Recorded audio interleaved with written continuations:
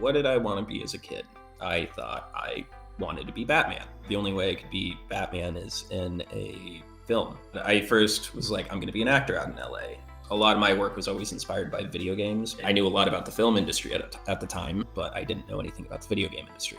Is there a way I can act in video games? And that's what led me to mocap. Whenever you go into this, you have to have a really strong, why am I doing this? If you want to do it, you absolutely can, as long as you're willing to put in the work. It's worth going through all these hardships and figuring out how to make it work somehow, because I also not only genuinely love the work, but I also genuinely love the people. I want the next generation, and pretty much every generation who plays video games, to still be inspired by what they play.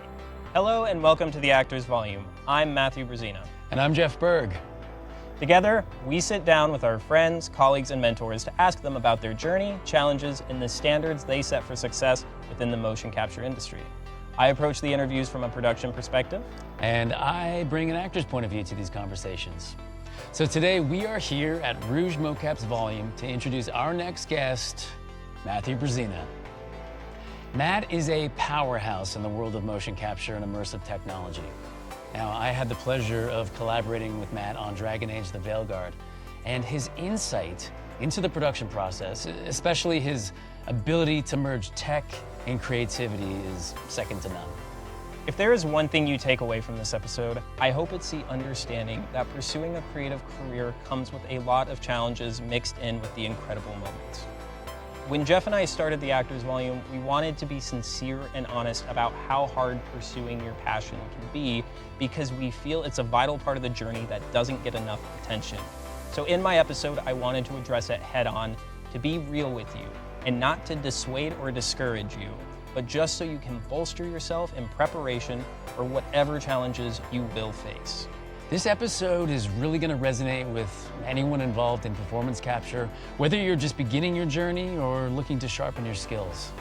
If you have learned something at the end of the episode, please be sure to like and subscribe and share my story with a friend. Now, enjoy the show.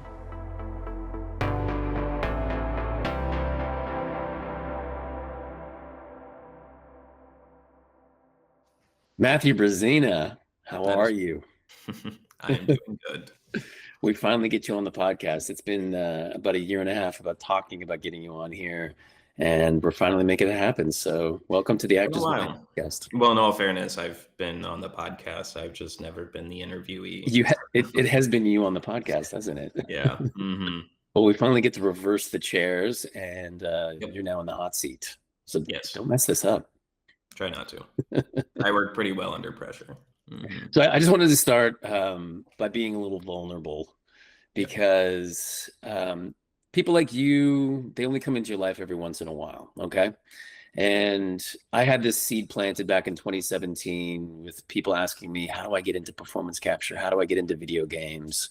And I didn't know the answer, but I knew that I wanted to create something where I could help share what I had learned.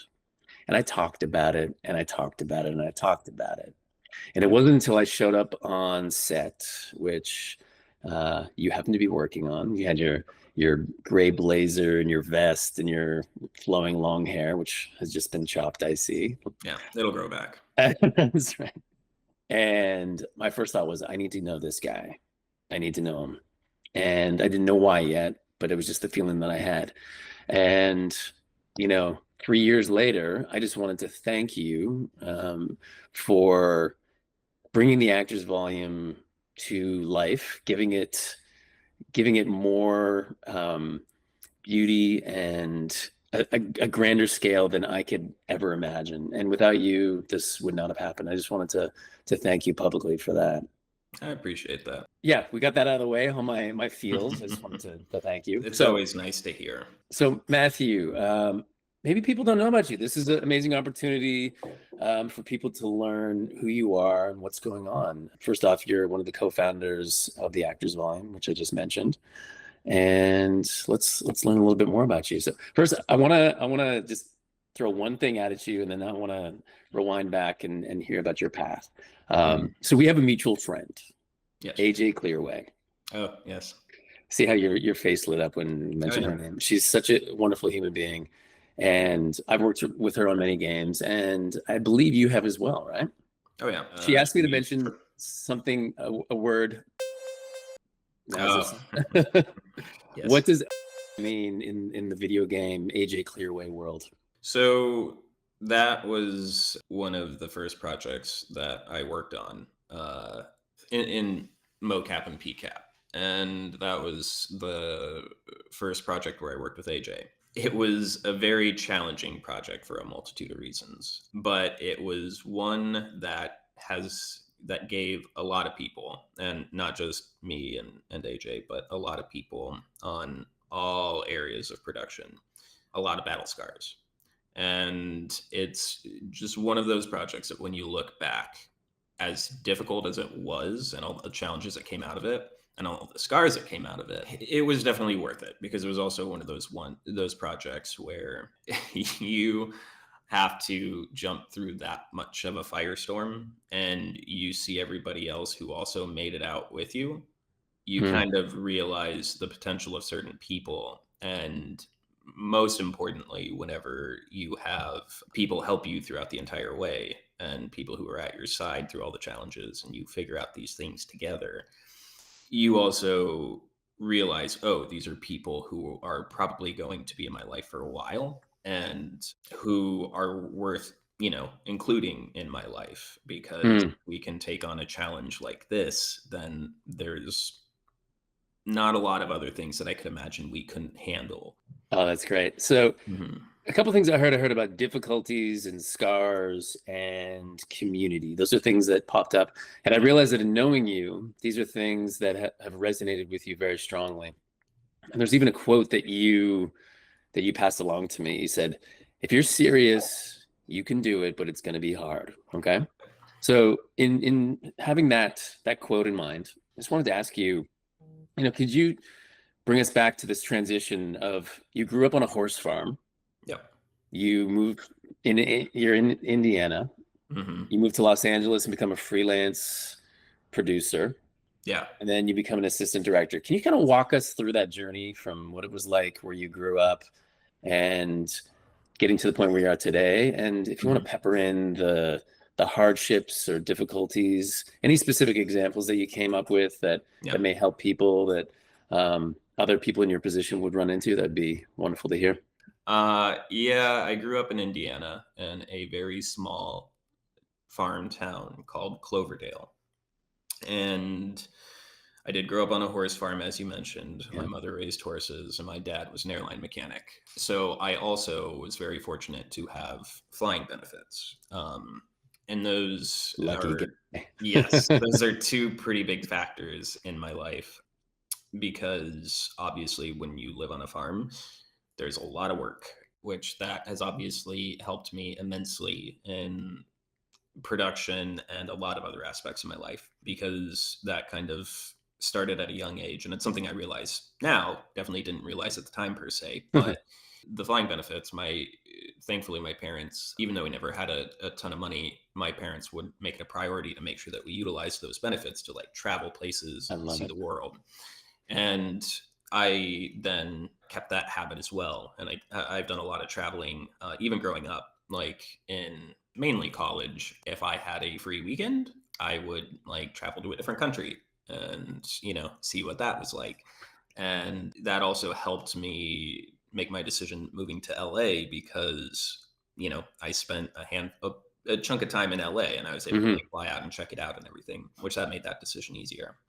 I will say too, my family never had an arts background, and I didn't really have an arts background in general. In part of my community, that was something that didn't really exist either. And I really didn't get introduced to any sort of performance until college. And how that actually came to be is, I think I've told you this story before, but I don't know if you remember. In college, which I went to Indiana University, so I was still in Indiana, Hmm. I kind of fast tracked into politics and government work, Oh, yeah. and had a ton of fun with the work, and I loved the work, and it was always for a good cause. I had a difficult time working with the people. And that skill has also been very beneficial in like working on sets, because a lot of the times not everybody gets along, but Yeah. you gotta get along and you gotta get the job done. And long story short, as I was doing that, I realized I wasn't really getting a ton of fulfillment. Yeah. Like, I really thought about it of like, what did I want to be as a kid? And I thought I wanted to be Batman. And I'm like, well, can't do that.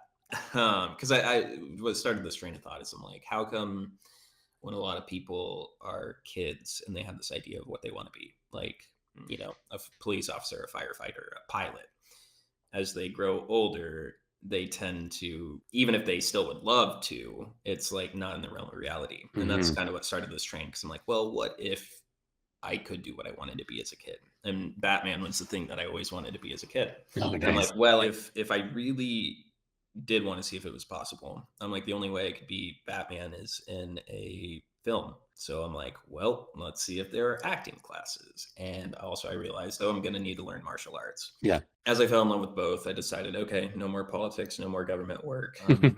Let me be an actor. And Same thing, right? yeah. And as I was doing theater, I realized I'm like, well, probably never going to be Batman in a play. And one of my scene partners at the time mentioned that she was in a script writing class for TV and film. And I'm like, oh, there's a TV and film program here? And she's like, yeah. So I'm like, let me dig into that. And through that course of 2.5 years, because again, I had to cram it in 2.5 years since I spent the first half of my college doing something else. I made friends with a lot of very talented people, and I really sought out the people who I admired and Mhm. whose whenever I would see anybody's work that I'm like, that was cool, I'd be like, who did that? And then I would find them and be like, hey, let's meet up and grab coffee. And I built a small little production team, and we did a lot of really, really, really great work. And we actually built a cinematic universe that was, I always explained it as Christopher Nolan's Dark Knight series mixed with Mirror's Edge. And Mm. then after college, I worked in the film industry in Indiana, which was mainly commercial, and it was fine. I say that just because like it would be like 2 or 3 weeks before I would even get a job. So, but because I really wanted to do it, I'm like, well, time to look into LA because I want to do this every day and not just have to sit around for a few weeks until something pops up. And I also thought, well, in LA, everybody loves what they work on, and it's like every project's going to be awesome. And then I got to LA and I did a lot of TV and film. And I first was like, I'm going to be an actor out in LA. And I lived pretty much solely off of background work for about 6 months. And that was a very brutal time of my life.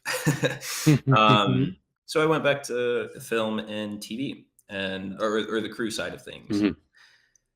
And through that chain of events, I had realized I was kind of in another cycle where I wasn't really happy again. And a lot of the work I was just doing for a paycheck. And I realized, okay, not everybody does like what they work on out here. And not every project has passion behind it. And I was kind of finding myself in a similar spot. And that's when I realized I'm like, well, let me go back to making my own production company because that was something I wanted to do in Indiana. And that set me down a path of like, well, what inspired me initially? And a lot of my work was always inspired by video games because I Mm. love video games, spent a lot of time there. So video games didn't And come out of thin air for you, basically. no, no, no, no. I Yeah. grew up playing them. I'm Mhm. like, well, if this is LA, surely there's some people who act for video games out here. And that's what Mhm. led me to the mocap vaults. And I'm like, and if I wanted to create a production company that took video game storytelling and essentially integrated it into film production, I knew a lot about the film industry at the time and worked in it for a long time, but I didn't know anything about the video game industry. So Mhm. that's what made me see, is there a way I can act in video games? And that's what led me to mocap. And that's what led me to the mocap vaults. And what then happened is after a class, I met the owner of the studios, which the class was at Rouge Mocap. And I met the owners of the studio, Vince and Jenna. And we got along pretty well. And I just told him, I'm like, hey, here's the deal. I'm like, I'm trying to learn all of this and as much as I can because I'm trying to build a production company. I'm like, yes, I'm here as an actor. But if you have any opportunity for me to learn how all this works, I Mm. would love that. And through a series of conversations, we agreed on it. And then when they found out I had a lot of film experience, since at that time they only had 2 employees, and they asked if I wanted to join the team. And I knew that was going to involve me or just throw me into a world of just like, honestly, I didn't know entirely what, but I knew I'd be surrounded by video games and a lot of companies and people that, and talent that I knew of. And I'm like, I feel like, even though, and the other thing too is it was a producer job, and I am not a fan of producing. I know how to do it because I got hired for it a lot, That's but I'm not a interesting. fan of it. But again, I realized, I'm like, I think it'll be worth the cost. I think throwing myself into this world and just being exposed to everything is going to help me find what I need to find. And it worked out. It's been working out pretty well. And after I joined the team, within the first 2 months, that's when we started that project you asked me about. So just to kind of circle it back. So that was also a difficult one, because that was also one of the first jobs I had worked on in the mocap world in general. So it's like, as soon as I started, we got handed a very, very hot potato. Yes. Yeah. And so that's the short, condensed version. Um, yeah, without eating up too much time. No, it's beautiful. Um, are there any specific things that popped up? Like, it seems like a very linear story for you, and I'm sure Mhm. because you gave the shorter version that that's not true. Not that you were skipping over, but is there a specific story or two or moment in this journey that you can share that was like particularly difficult to overcome, that made you feel like, you know what, I'm gonna quit. I'm just gonna go home, go back to the farm, maybe make my own movies. Was there any moment that you had to like really take a look in the mirror and break through to the other side, so to speak? That anything that Oh comes yeah, up for you? that's happened so many times. um, yeah, no, that happens I mean, it still happens all the time, especially Mhm. right now. I mean, as we're talking about this, we just have come through a pandemic, which was insane, Oh and yeah, we there was that. just went through a big actor strike, which was insane. And now there's talks of the IATSE strike. And at the same time, the industry is rapidly changing because of AI. So I know I'm not the only one. And it's a common thing for people to experience. I don't think it's a common thing for people to address, though. And that's one thing that I tend to do a lot.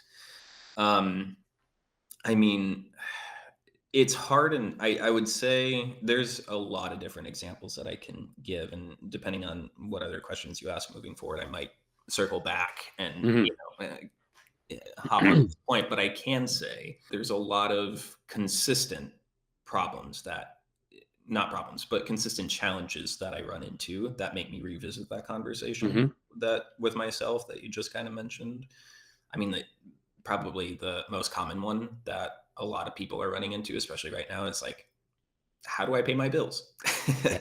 Like, if I can't get work, how do I pay my bills? And then the follow up question is, it's like, if I just do this for money, then am I am I gonna love my job, or will it add bitterness to this thing that I love doing? Mhm. I try to disassociate from that and kind of go back to that consistent thing I do of like, what got me started into this? What inspired me to do this? Because one thing that I have also noticed, that as I have these big dreams and ideas, and I'm sure you've run into this too, because I think everybody who pursues their dreams runs into this at some point, is when they actually realize what the process is, and when they actually start running into the Mm. hardships and difficulties that they're not expecting, the dream isn't so much a dream anymore. It's not And all red all carpets that, and glitz and glamour. exactly, What?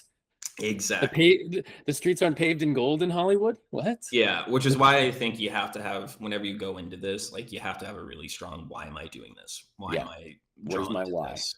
Yeah. And regardless of the very different and many challenges that I run into. Because like part of the reason why it's hard for me to give a specific example is like I've ran into this as an actor, I've ran into it as an AD, I've ran into it as a producer, I've ran into it as a human living out here. So like tons of different examples.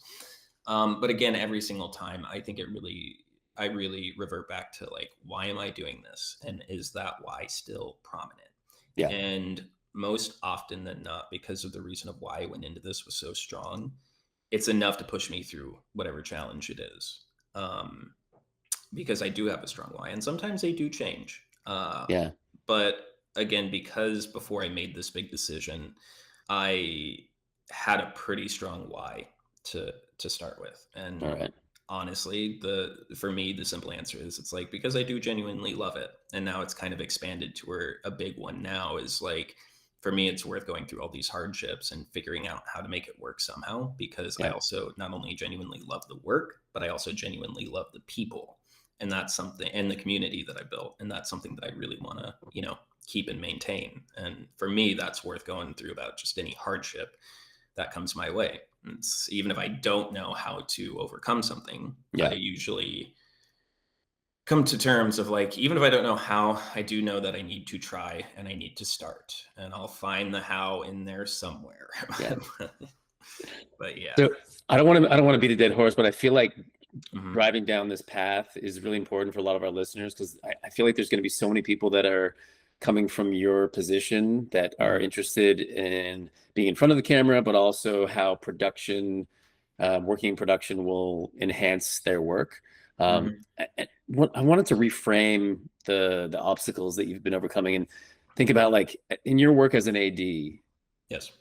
what has been your best failure? What's the thing that just didn't work out and then you learn so much from, and then maybe to this day that's always in the back of your head, that's like, remember that one time when this thing happened, and it's actually created you to be a stronger producer, a stronger actor, a stronger human?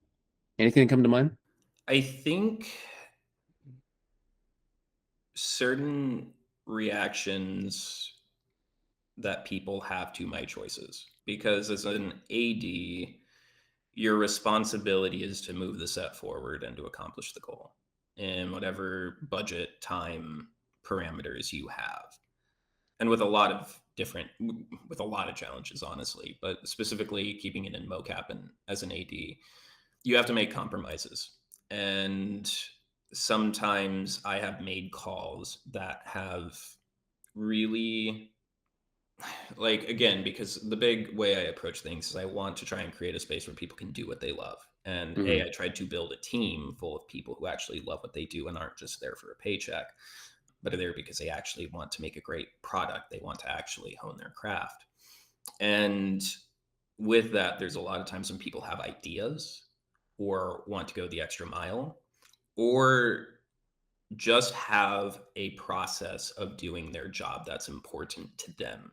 Mm. And there are certain times where in the past I have made a call to be like, we can't do that. We just got to move on.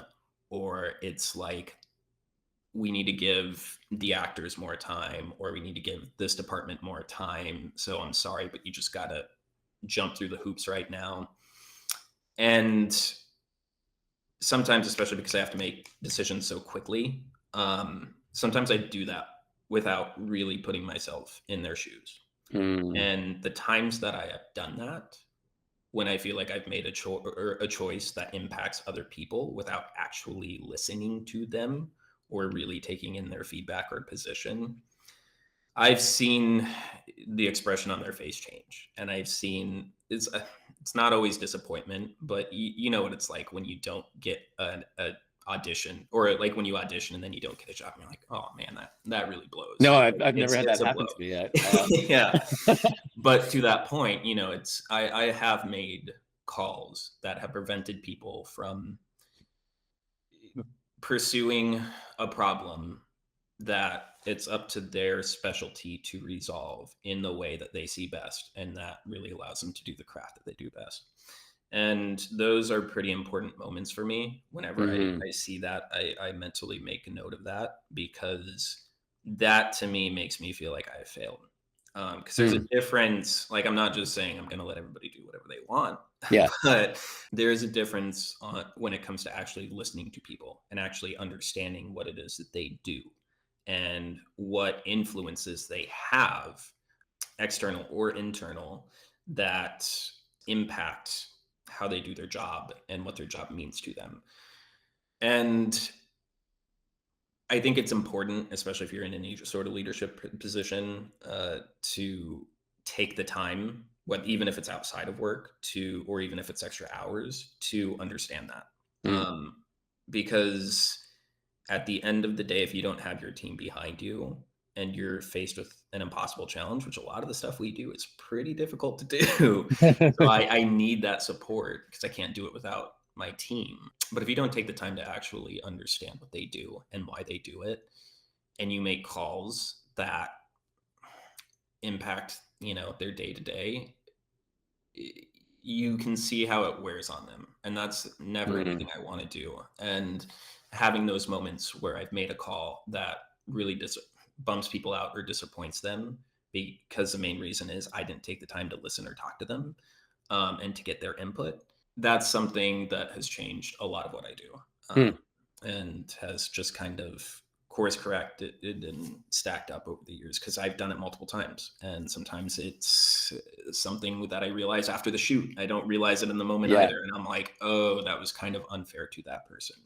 And I don't want to be unfair because I don't want anybody to be unfair to me. And I've been in many situations where that has happened. And yeah, it makes you feel like shit. Yeah. And if it happens enough times, it makes you not want to do what you love doing anymore. And I think that's a big shame. And that's something I never want to be a part of for anybody. I never want to be the reason that somebody's like, I am not getting fulfillment out of this anymore, and I don't want to do this anymore. And I don't. Yeah, like that one time when you didn't give me an extra take when I wanted one, Matthew, and I've just been holding on to it and waiting for this moment to say this.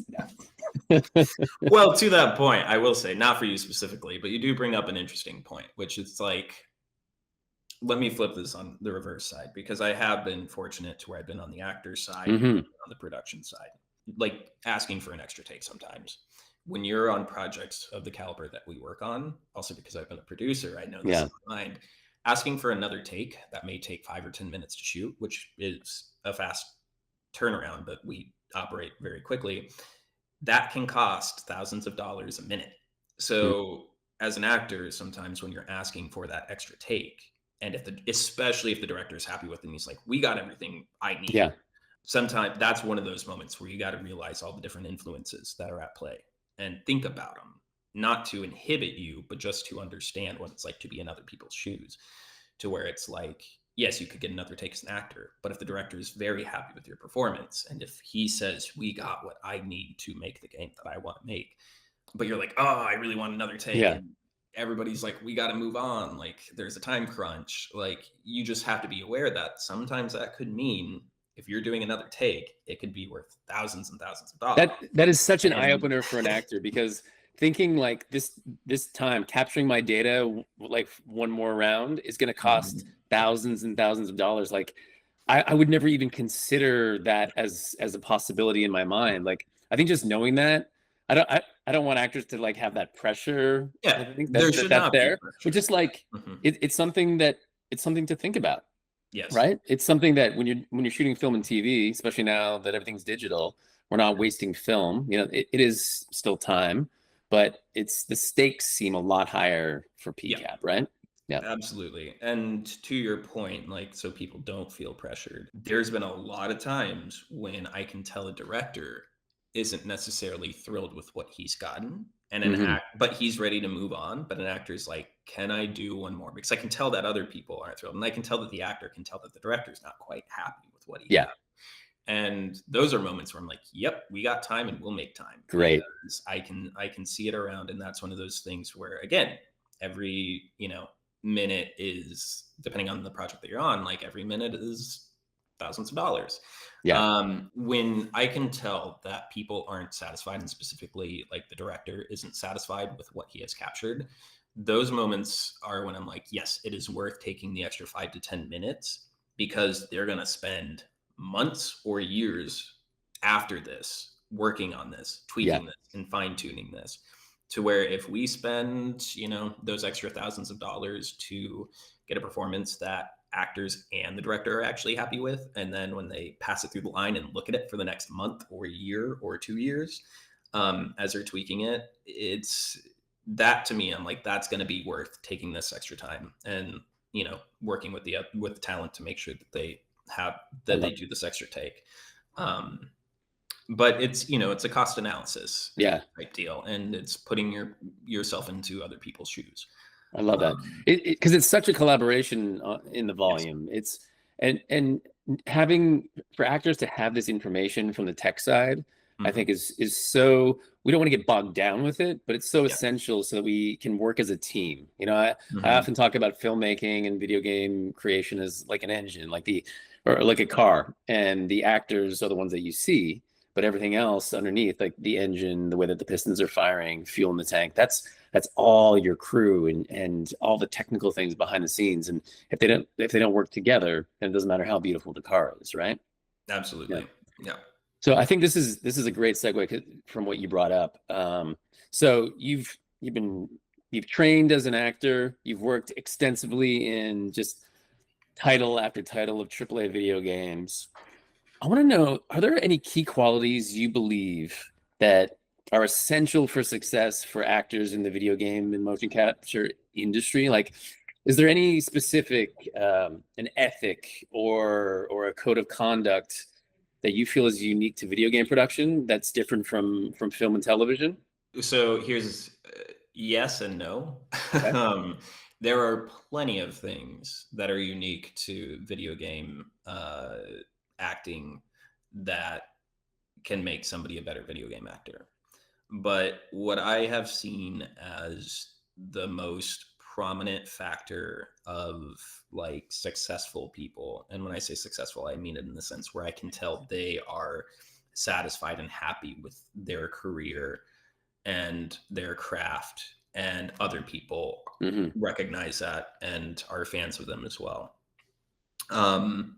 And that component, I think, is actually applicable to every position in production, and also to each different industry, TV, film, etc. But it's especially important for actors, which is being a person and a human, and treating other people as a person and a human. And What a concept.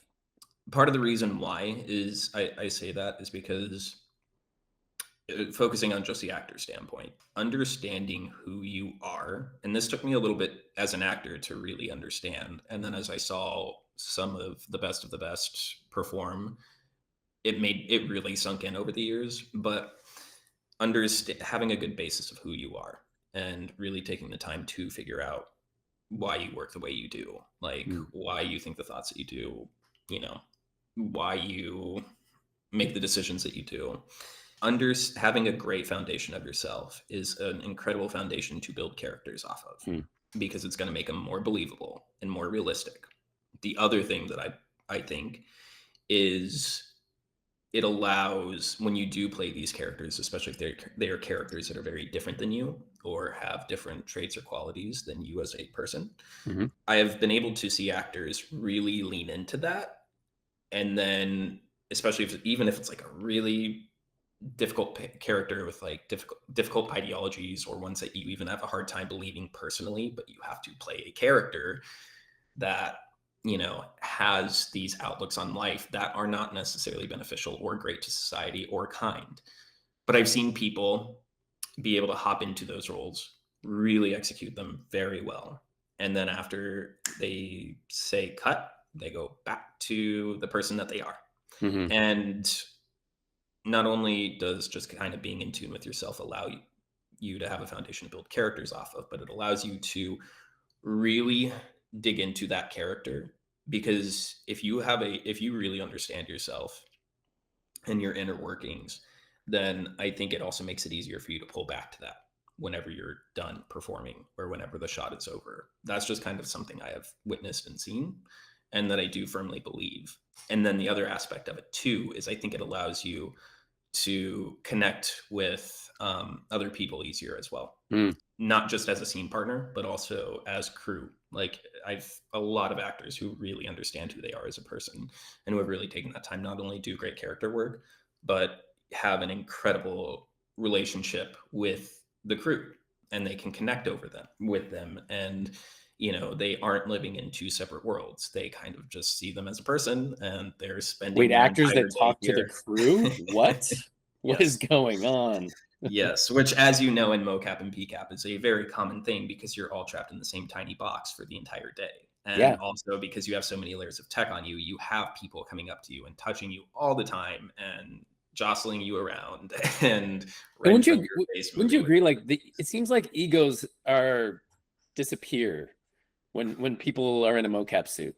Most I of the feel time. most of the time. Okay. No, Yeah. I feel like it doesn't Yeah. matter if you have an A-list celebrity or a new actor. We're all wearing the same suit. Mhm. We all have the dots on our face. We have the head camera that makes my nose look like it's like this big. Mhm. We're all in the same boat. And I feel like it's humbling. It's like, oh yeah, this is me. What I will say is I do agree with you. I do 100% agree with you that for some reason in the PCAP mocap industry, I do run into egos a lot less.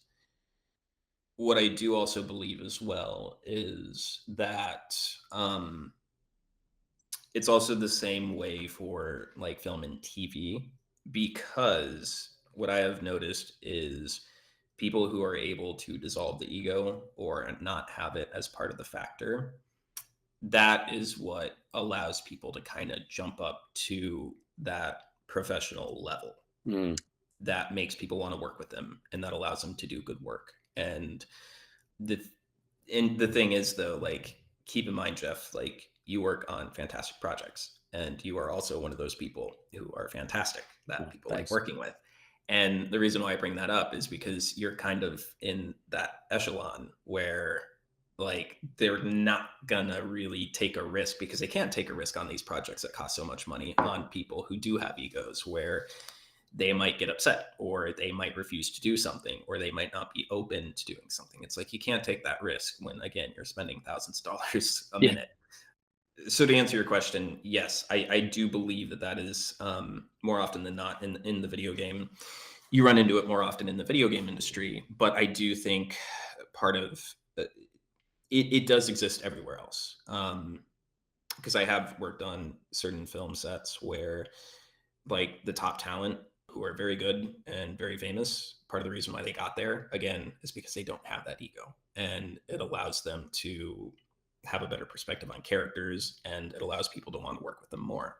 What I will say too is, outside of the world of actors, I also feel like in the mocap PCAP world, that applies fairly often to the crew and everyone else as well. And I think one thing that I've learned, just because I've gotten to meet a lot of people in this industry, and nowadays a lot of the people coming into this industry, like myself, are gamers and grew up playing these games, Mm. and now they're actually joining the workforce, which is extra fun for a lot of reasons. But getting to know a lot of these people and just understanding this culture and being a part of this culture for a long time, a lot of people have been bullied or made fun of, and they don't want any of that because they know it's no fun and they know it just sucks, and Yeah. there's no reason to bring that into the space that they love and want to be in.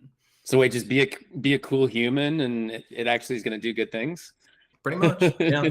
It's Not amazing. just for your career either. It's For your amazing. life. Yeah. Wow, what a lesson, right? Yeah. So Matthew, I wanted to shift gears a little bit. Now, I imagine a lot of our listeners are actors, but there are some people who have never even worked in a mocap volume before. So you are fortunate enough to be the guy at Rouge. You've got your blazer and your vest, and I just want to see if you could like talk us through a day in the life of like running a complex motion capture shoot. And if you can throw in any areas of technical knowledge that would really help actors with their performances, if you could sprinkle that in as well, that would be fantastic. Just Okay. give us an idea of what it's like when you show up at work and Yeah. how the day goes. Well, outside, in order to have a successful day, there's a lot of days beforehand doing prep. And if you don't do that, then it's going to impede on your actual shoot day. I always approach with our shoots, I try to make it so that the actors can act as much as possible and we can do as many takes as we can and shoot as much as we can. That is kind of my big goal. And there's a lot of prep with all the different departments beforehand and with the client, whoever is making this game. And I do sit down a lot with the client to really understand what they're trying to do with the game. If it's an IP I know, that's awesome because I can present a lot of questions to them that kind of cut through a lot of and save a lot of time. But once all that is set, and sometimes it takes weeks and weeks and weeks, but once all that is set, then we actually shoot. And it's rarely ever just one day. It's depending on the project. And if we're talking a lot about like AAA PCAP games, sometimes it's a full week, Monday through Friday, or sometimes 2 full weeks, Monday through Friday. So they're intensive. So it's not just like you do all this prep for one day, you have one really hard day, and then you're like, that was awesome, great. No, it's like you have 2 weeks of pretty. There's a producer named Ben Foster who's a wonderful human, but we worked on Jedi Survivor together, and he has a saying that he's absolutely right, but he's like, it's a miracle that any video game gets made. And he's entirely right. And part of the reason why I bring that up is because I've had very bad days on set, few and far between, but I have had them. And I have a lot of good days on set. And a lot of that is the prep side of things and how much prep you do. However, to circle back to your specific question about actors, there's also a lot of prep on their part. And I hope, and the nice thing is with a lot of the projects that I get to work on, I'm fortunate to work with a lot of incredible actors. So the reason why they are where they are is because it's part of their process to like prep, and they know how to prep and do all this character work. But in terms of like easy go-tos that any actor at any level can lean into, the bottom line is at least know your lines. Even if you don't have your character work entirely figured out, I mean, you're going to walk in with certain things not figured out because that's your job as an actor to work with the director and to create that character together.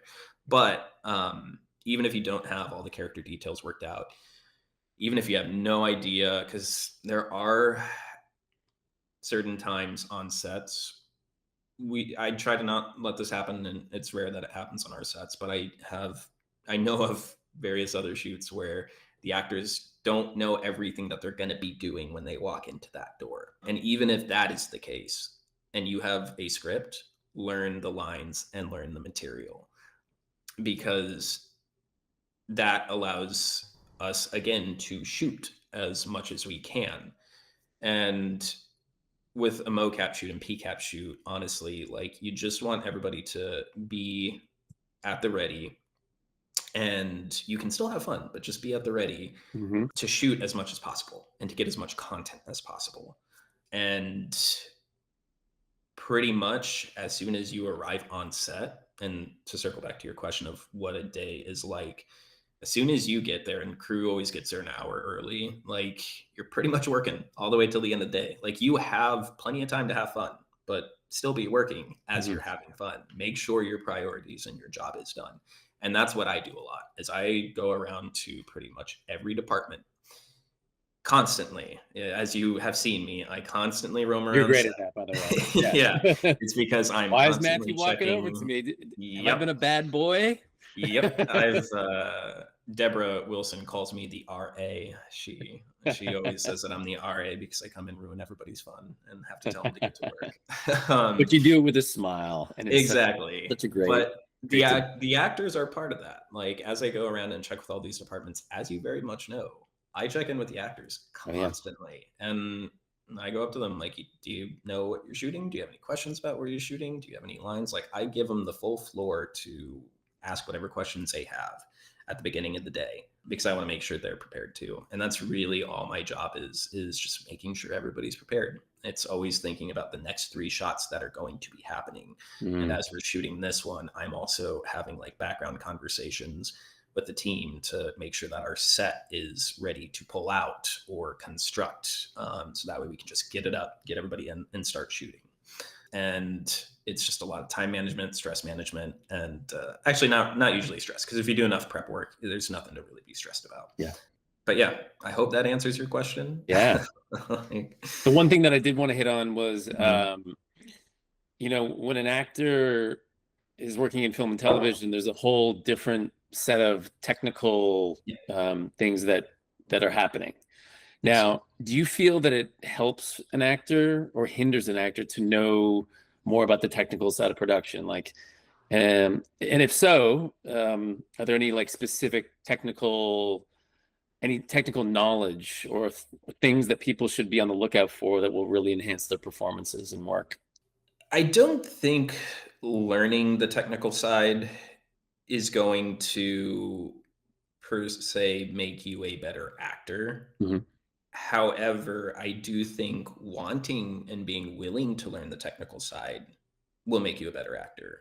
I don't think like, anybody has, I don't think an actor like Jeff, I don't think you need to open up a Vicon manual and learn how all the cameras are interconnected. Yeah. I don't think you need to learn like what raw data looks like and how you clean it. However, being open to learning that encourages you to ask questions, and you're somebody who does this very well.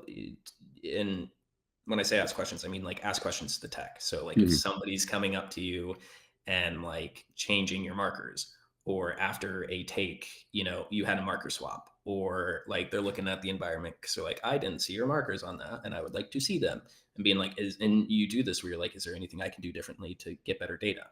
And I think that is a better way to approach it, is wanting to learn and being willing to learn.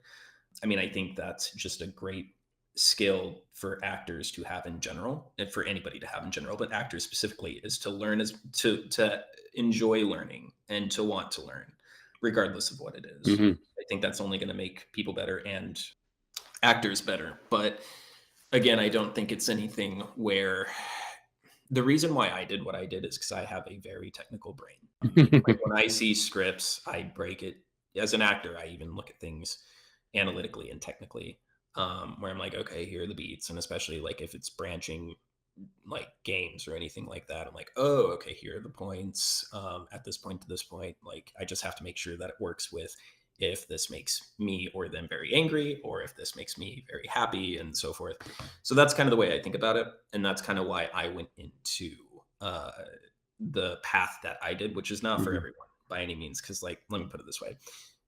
On the idea of wanting to be an actor and pursuing it in the video game industry like 4 or 5 years ago, I haven't done a ton of acting because I've been so busy and kind of taken jobs and opportunities in other fields and positions. Because And you're really good at it. thank you. At acting, or at position, or at the All of the jobs and everything. Okay, thanks. Um, but part of the reason why I did that is because I know that when I was in the suit and I was acting, what kept going through my brain was what does my performance look like? Like, what are people seeing on the other end? Mhm. And I knew that if I didn't figure that out for me, that was something that was always going to eat away at my brain after every time I did a performance. But because I like learning to such a granular level, like once I started learning what mocap data looks like, what the cleaning process data is like, I'm like, oh, so once it's retargeted and then once it goes into animation, what do animators do? And then I'm like, okay, now that I understand this, I can see certain things that will make my performance not necessarily a better performance, but will make it better for everyone else who's going to be touching that performance down the line. Mhm. Like a really simple example, the other day I was doing motion library stuff and I sat down on the floor, and crossed my legs like normal, but I heard the tech be like, ooh, and I'm like, since I wasn't capturing face or sound, I was still in the motion. So I was just like, I'm like, you can't see my markers, can you? And they're like, no. So I just slightly shifted my body, still in a natural way, but just slightly lifted my legs so that way my markers could be seen. But that's golden, Matthew. That is stuff Yeah. that we don't know when you first show up on your first PCAP shoot. Yeah. And that's that's cool. something I do with actors all the time. Like if I see people crossing their arms or crossing their fingers, I'm like, hey, that's awesome. But if you want that data, so like, let me raise my arms a little bit. Like if people do this, you're not seeing the fingers here. So it's like, yeah, just do that. Or like maybe do that. So that way both fingers can be seen. Because the way that I see it is, now having that knowledge, it's not something that's just going to make people's lives easier and save them time down the road, but it's also going to keep as much of your performance as true to what it actually was in the moment. Because like, sure, they're able to repair it and fix it, but that's still somebody touching your performance, all the way down to like, down to animation. Like if you do a weird thing with your face, or if you have a weird quirk, or like, I don't know, like a big one that people run into is like drinking with PCAP and with HMCs. You absolutely can put it up to your hand, especially if like you're working with the animation team and they're like, yeah, that, and you can like drink it like normal. However, as soon as that cup gets in front of your face and your mouth, and you lose that tracking, even if it's for those handful of like split seconds or whatever. Or if you actually touch your face or anything with an HMC, some people, like some clients, are okay with that. However, just understand, as an actor, an animator is going to have to go through that, and they don't have the data captured of what your mouth is doing. So they're going to have to interpolate. And like, we have a bunch of witness cams capturing the real life performances, so that way they can always punch in and see, and they can look at it and be like, okay, I kind of see what they're doing. But that animator is still going to be adjusting it and adjusting because that performance wasn't captured. So, reasons like that are beneficial to learn, but I don't think they're necessary, because I've also seen people lean into it way too much. One example you like to give a lot and ask a lot of people, because like when video games started being shot, we didn't have PCAP right off the bat. So you couldn't capture somebody's facial performance. And because of that, also games weren't as realistic looking. So because of that, sometimes people do very exaggerated movements. And it just because that's kind of the foundation of how certain things were taught, or that's how certain people have just done it for so long, who have been in this industry for so long. And those are just like habits that have stuck. But again, like, part of the reason why is because they're thinking of the technical side, and they're like, this is a video game, people are going to be seeing it from third person far away, so I'm going to make my movements bigger so people can actually see my character emote. It's like, well, yeah, but now you're not thinking of the performance. Like, you're not living with the situation that the character you're playing is living with, because obviously that character is not thinking, I'm in a game and I got to make my my expressions big. So that's where I've seen it hinder some people, where they get too into the weeds. Or like just standing, like moving too much when they're standing, just to show that Their they're idols alive. are too exaggerated. Exactly. Yeah. Exactly. Because they're like, oh yeah, every millimeter is being tracked. It's like, yeah, that's true. But because of that, you don't have to make a super big movement. Depending. And, if you're ever curious, like, again, this goes back to like the will to wanting to learn. And this is something I do as an AD all the time. If actors have specific questions, like, can I do this, or could I do this, or one big one that happens a lot is, a lot of actors are like, is this gameplay transitioning into a cinematic, or is this a hard cut cinematic? If I don't know that answer, I'll ask the director or the animation supervisor. And I've seen plenty of actors just have, especially since they usually have a relationship with the director, they'll just ask it right away. And like, knowing things like that definitely helps, and that will help you give a better performance, because that, okay, this is gameplay seamlessly transitioning into a cinematic. So I will have to do a little bit of awkward stuff with my body, but because of that, it's going to give them something that should line up as much as possible, to where an animator doesn't have to go in and like move legs and hands and positions to match into however the idol of the video game walk that it goes into. And like that's an instance where like knowing the technical absolutely helps because it didn't just allow you to craft a performance that people don't necessarily have to adjust or touch, but because they didn't have to adjust or touch it, it also saves them hours and hours of work Mm. down the line.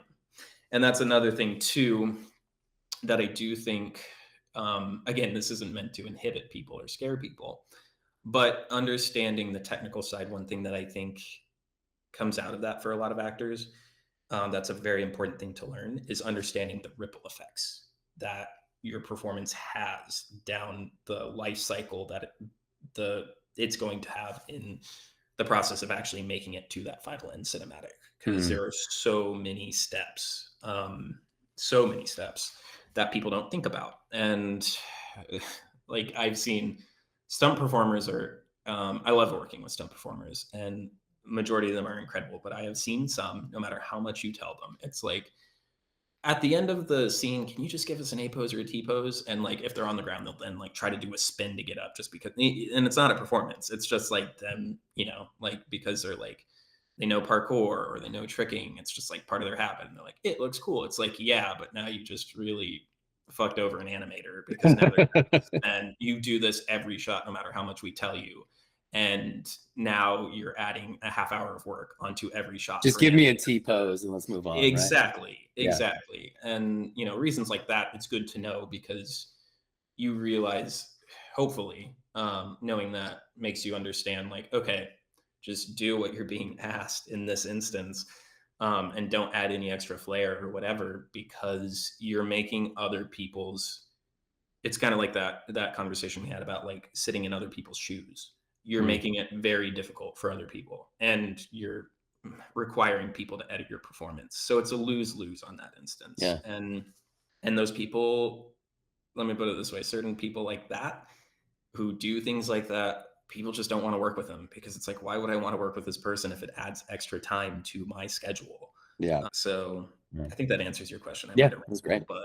But yeah, at the end of the day, like I don't think it's necessary, but it does help. And just follow your interest and don't learn for the sake of like trying to learn and getting in the weeds, because I've also seen that do too much damage when people are just learning outside of the realm of what actually applies to their craft.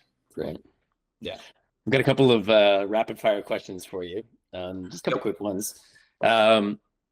So what's the most memorable project that you've worked on and what made it so special? I wish I could say the name. I can't yet. But it's the one we met on.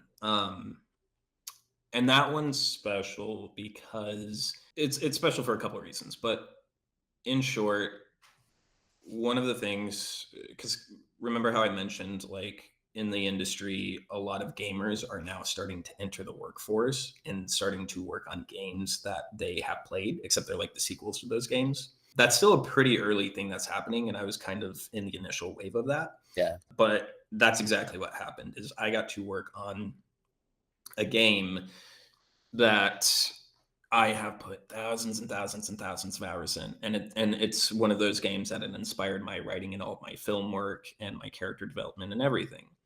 And the extra fun part about it, of why it's extra special, is because I used to think in terms of like a 4-year plan or a 10-year plan.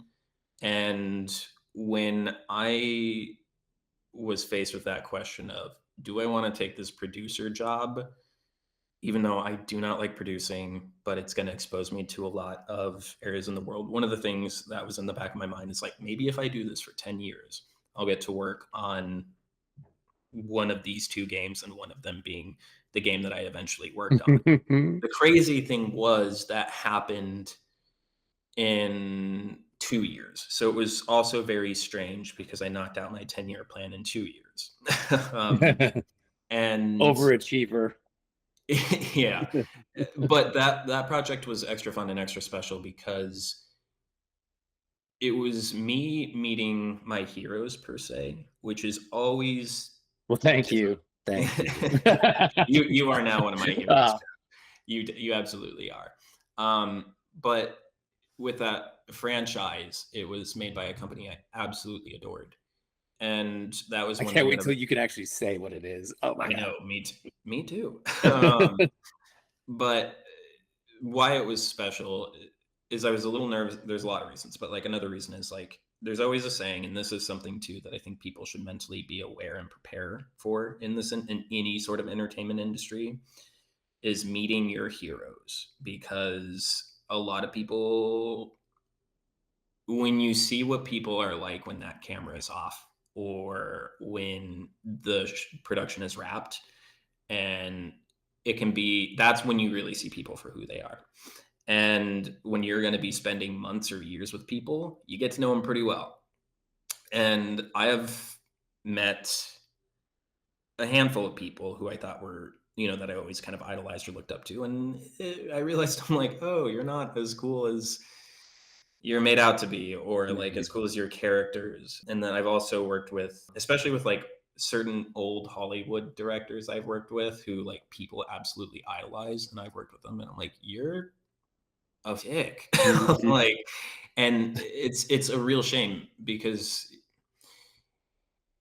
it doesn't really affect me, but I know for a fact, like whenever I meet certain people who do crush that like hero mentality, like I don't tell a lot of people who are fans with them unless they explicitly ask, because it is and it can be pretty demoralizing, and it can just be a big bummer when you actually meet somebody who inspired you for all these reasons, and then one of your sources of inspiration turns out that it's like, I don't want to be around you. It's a pretty it's tough. And luckily with this project though, that was not the case. But I was very aware and I was very concerned about that going into this. But luckily this project, I was they were as cool as I hoped they were. And Mm. more importantly, which was especially awesome, was the people involved and the directors involved, when they learned that I was a fan of this, and the actors as well, like you were one of them, when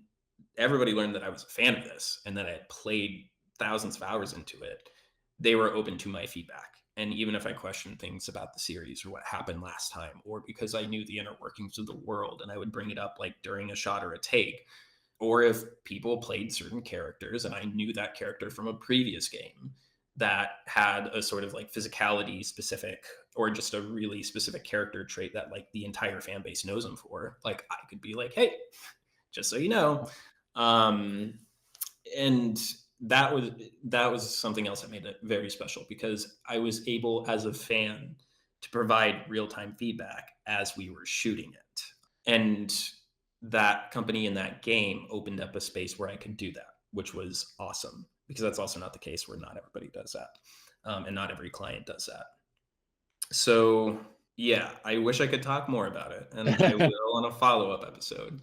Well, what I But love is that, you've mentioned your passion for storytelling in the past yep. and your how you didn't want to be a producer, but in this beautiful project, how being in that position actually allowed you to contribute to the storytelling process in the game. I mean, Well, at you, that time, I was assistant director, so I wasn't a yeah, producer anymore. yeah, yeah. And But but yeah, you helped me with things about the lore that I had no idea about, that, things that I would have to spend hours playing myself in order to know these little intricacies. And you gave me these little like beautiful things that I could just run with. So that was greatly appreciated. Yeah. yeah, yeah, no, and and again, like that project just continues to be special, and I think that's a really remarkable thing. And why I think this might go on a little bit of a tangent, but why I think also if people are having a hard time kind of going back to those challenges that you may face, it can sometimes just take one project and one crew to really make it all worth it. Mm. And this was one of those projects, because like still like you and I have now had this awesome friendship, and now we're doing Actors Volume, but also I still keep in touch with the cast and the crew from that.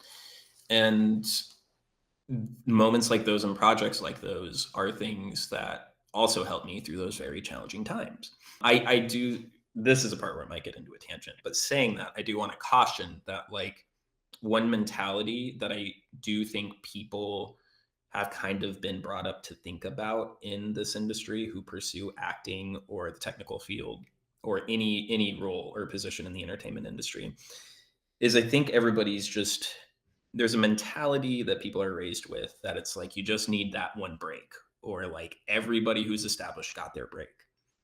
And I don't think that's true. And I think going into that mentality of like, I just need to keep pushing until I get that one project is does more damage than it does good. Because even with that project and even with other projects that I absolutely loved, it's not like it was 100% perfect. And it's not like it set me up for enjoying the rest of this career, but it was a win and it was a very Mm. special project. And like, I don't think it's like made my job or career or anything easier. It's made it more enjoyable, but it hasn't made it easier. Mm. And that's and kind of to circle it back, like if you do wait for that break and then you think you got it, you also kind of are like, well, what next? Because that's as far as I planned for. And that kind of circles back to me saying, like, I knocked out my 10-year plan in 2 years. I was like, well, shit, what do I do now? Yeah. Like, how do I find a way to enjoy this? And it made me really think about, and that's part of the reason why, like, I think about the people that I work with now, because that's something I really, really, really do enjoy. And the reason why I have come to that conclusion is because that goal that I was trying to achieve, I achieved. And I was like, well, what do I now? I need to figure out what I actually enjoy about this so I can keep enjoying it. And to put it all in a nice bow, I think instead of having that mentality of having like that one project that's going to be a break or that super special project that's going to launch your career or whatever, I think it's more important to focus on just being a good actor or being the best at what you can do and just trying to create a process that is consistently enjoyable for you Mm. and consistently fulfilling versus trying to grind so hard and burn, because that's another thing too. Burnout's real. And if you go into that mentality of I'll just take the hits until that one comes through, like that burnout like might get to you and you might never run into that project. And even if you do run into it, you do hit that point where it's like, well, I did it, now what next? Mm. Things are still hard, things are Yeah. still tough. Like that was a really great moment. And it's like even if you do get a lot of success out of it, like the more that opens up new responsibilities as well. That doesn't mean that it's just like, Bigger problems, right? you did it. Yeah, it's not like you Yeah. did it, kid. You can take it easy. You can relax. It's like you did it, and now get ready for what's to come next. And that's just a point I would really like to stress is I don't think having that like I'm just going to do it till my break or everybody has a break, that does more harm than good, and it did more harm than good for me. So that's just something I really want to emphasize. All right, so we're coming in just a little over an hour right now, and I think it's time to Mhm. land the plane. I mean, Yeah, we could keep chatting. I feel like we could keep chatting for another hour. I have so many we could. things that We could. I love hearing your perspective on. Um, one of the last things I wanted to ask you is, now we're pretty deeply involved in the Actors One community. You're a co-founder. You've increased the scope of this project greater than I could ever imagine. I wanted to know, like, what motivated you to help bring this initiative to life, and what impact do you hope to have on the performance capture community through your work with the Actors Volume? Well, A is circling to the question that you and I have both been asked a lot at people from very different levels and very different backgrounds, which is like, how do I get involved with mocap? Yeah. And I don't know. And everybody else you talk to, that's usually the answer you get. And the most you can do is just kind of hear people's stories and see if there's anything you can latch onto and use as a jumping point. So that at the core is part of why I did it. The other reason is because I do think the PCAP and mocap community is really special. I have made so many family and friends from this industry because you spend a lot of hours for a lot of days all in the same room with a lot of people. Say the better you can get along, the better it's going to be. And what I want to do is help preserve that because I think that's what not only makes the working environment special, which that working environment is not something you run into commonly in like TV and film. I've worked both, so I have I feel like I can attest to that pretty fairly. But I also think that that sort of community is what has made these games so special that we all kind of fell in love with. Mm. And that's one thing I really, really, really, really just want to preserve and help people understand, because the video game, film industry, TV industry, a lot of the technology is blending and merging thanks to Unreal. That's not sarcastic. I'm actually glad they're doing that. But because of that, that's just a realistic side effect that's happening. Is it's like the Mhm. industries are starting to merge.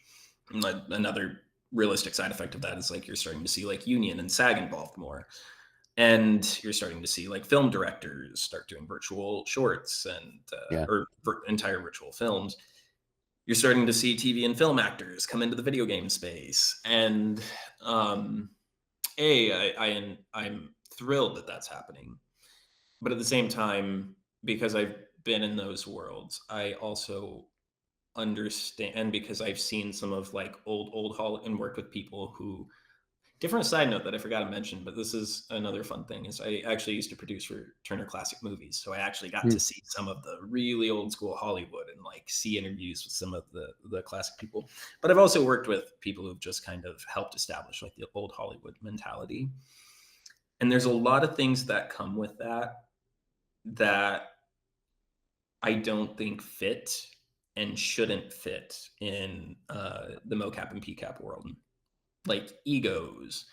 Like, old Hollywood has a history of like exclusion at some points. I mean, it's been a battle and it's been getting better, but it still exists. And I want to make sure that people are aware of how special the mocap and PCAP world is, as actors, as crew, as really anybody involved. And honestly, that kind of just goes for the video game industry.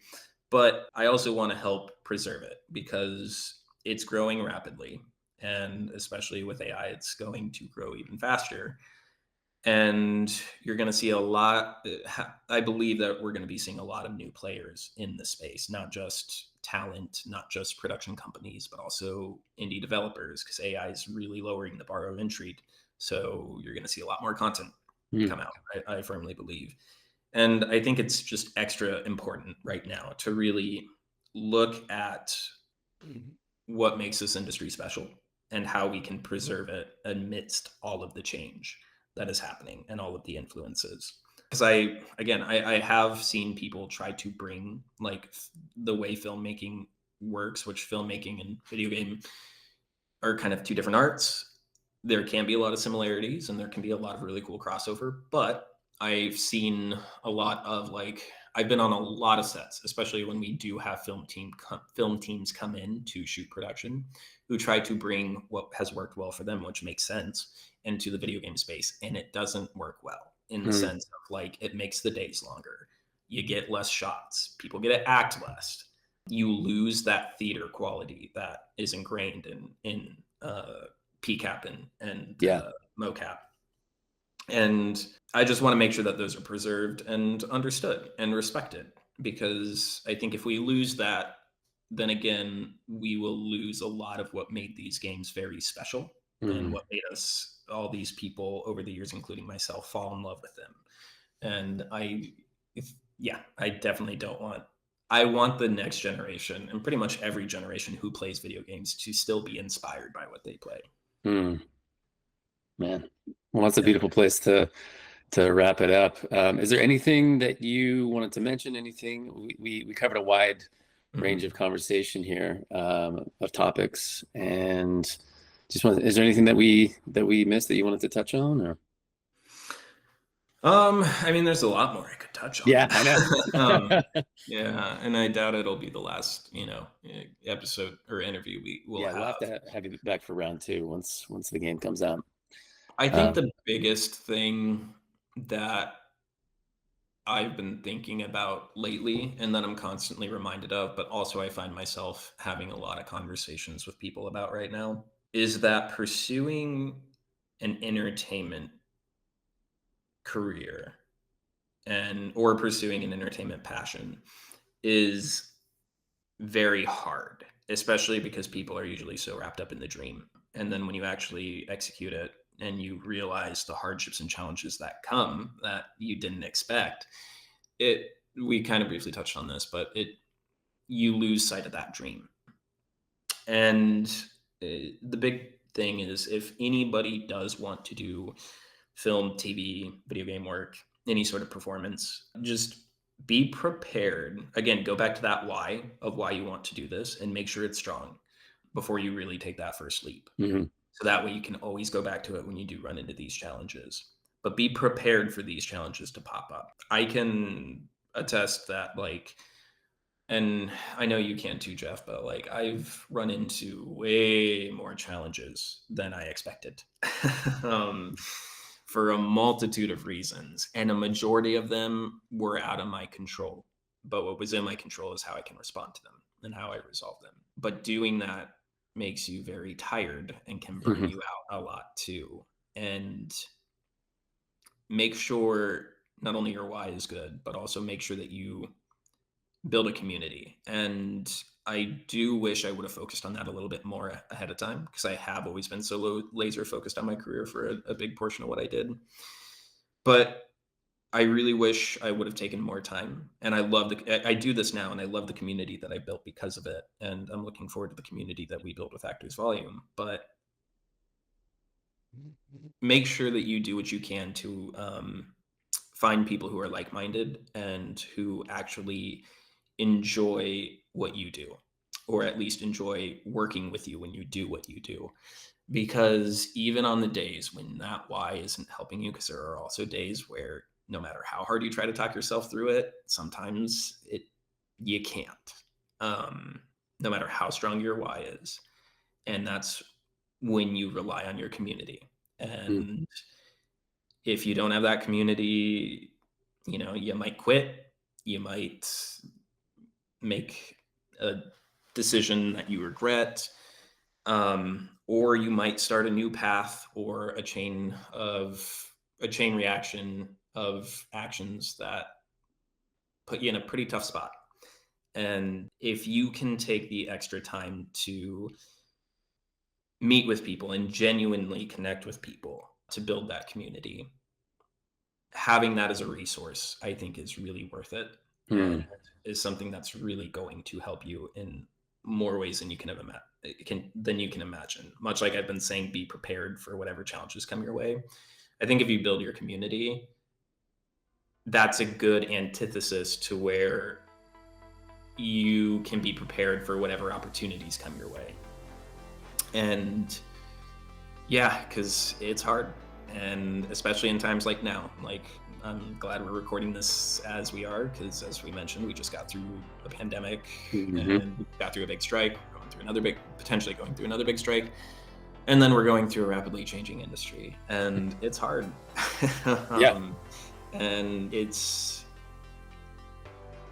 if you want to do it, you absolutely can, as long as you're willing to put in the work. But just make sure that you have the resources and the mindset to be able to execute the work and still love it at the end of the day, no matter what hardship comes your way.